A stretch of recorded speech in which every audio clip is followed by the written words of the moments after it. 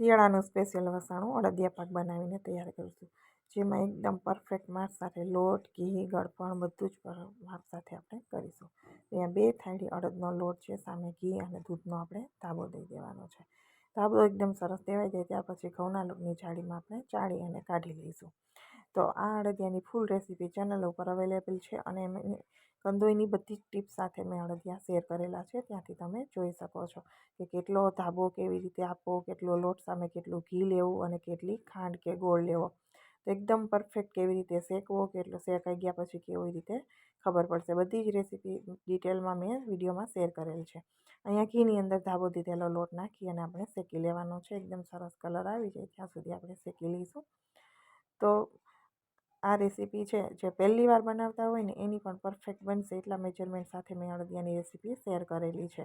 જેને ક્યારેય પણ અડદિયો નથી બનાવ્યો તો જરૂરથી આ વિડીયો જોઈ અને તમે બનાવી શકો છો કે તમારા અડદિયા બિલકુલ પણ બગડશે નહીં. ચાસણી કેવી રીતે લેવી અને વધારે લેવાઈ જાય તો શું કરવું એનું પણ મેં આગળ જણાવેલું છે વિડીયો ફૂલ રેસીપીમાં.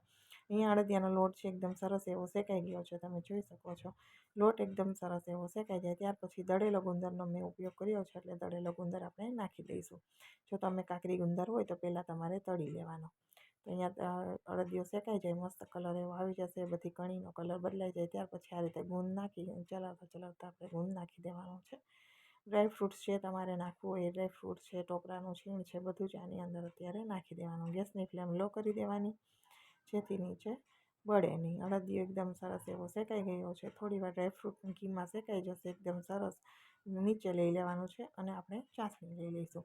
તો ગોળવાળો અડદિયો પણ મેં શેર કરેલો છે મારી ચેનલમાં, ત્યાંથી તમે એ પણ જોઈ શકો છો એકદમ પરફેક્ટ માપ મેજરમેન્ટ સાથે. અને આ જે કાઠિયાવાડમાં અત્યારે અમારે ખાંડની ચાસણીવાળા અડદિયા બનતા હોય તો એ પણ મેં તમારી સાથે એકદમ સરસ મેથડ સાથે શેર કરી દીધો છે. ખાંડની ચાસણી એક તારી લઈ આવી જાય એટલે નાખી દેવાની મિક્સર અડદિયાના મિક્સરની અંદર અને એકદમ સરસ રીતે મિક્સ કરી દેવાની. ઠંડુ થાય એટલે અડદિયા વાળી દેવાના. આ રીતે ડીશમાં હાથ બોળે નહીં એટલે થોડું ગરમ હોય ત્યાં અડદિયા વાળવાનું ચાલુ કરી દેવાનું.